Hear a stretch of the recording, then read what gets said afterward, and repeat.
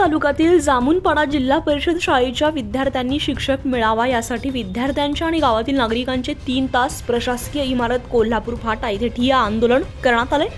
या आंदोलनाची माजी मंत्री डॉक्टर भारती पवार यांच्याकडून तात्काळ दखल घेऊन संबंधित विभागाच्या अधिकाऱ्यांशी आणि गावातील नागरिकांशी फोनवरून चर्चा केल्यानंतर 3 तासानंतर शाळेतील विद्यार्थ्यांना जिल्हा बदलीतील शिक्षक उपलब्ध करून देण्याचे पत्र प्रत्यक्ष मिळाल्यानंतर आंदोलन स्थगित करण्यात आले।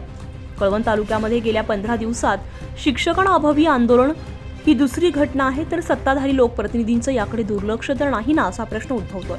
अखेर विद्यार्थ्यांना न्याय मिळाला। कळवण गट विकास गट शिक्षक अधिकारी यांच्याकडून कोसवन जामुनपाडा शाळेवर शिक्षक उपलब्ध करून दिल्यामुळे माजी मंत्री डॉक्टर भारती पवार, गट विकास अधिकारी, गट शिक्षण अधिकाऱ्यांचे, लोकप्रतिनिधींचे, गावकऱ्यांनी आभार मानले। पहा काय म्हणताय गावकरी। 24 लाईव्ह महाराष्ट्र न्यूजने घेतलेला हा आढावा।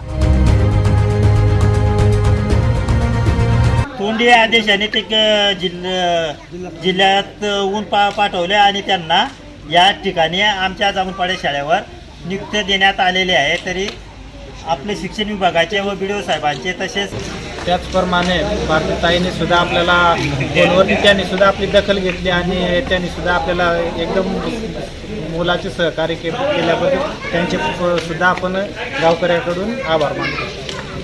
सदर शिक्षक हे दीर्घ मुदतीच्या वैद्यकीय रजेवर गेले असल्याबाबत कळाले। त्या अनुषंगाने तात्पुरत्या स्वरूपात जिल्हा बदललेली जे काही शिक्षक आलेले आहेत तर ती उपलब्ध करून देण्यासंदर्भात वरिष्ठांशी चर्चा करून त्या अनुषंगाने निर्णय घेण्यात आलेला असून लवकरच ते शिक्षक तिथं रुजू होतील। 24 लाईव्ह महाराष्ट्र न्यूजसाठी रोशन बहिरम, कळवण, कणाशी।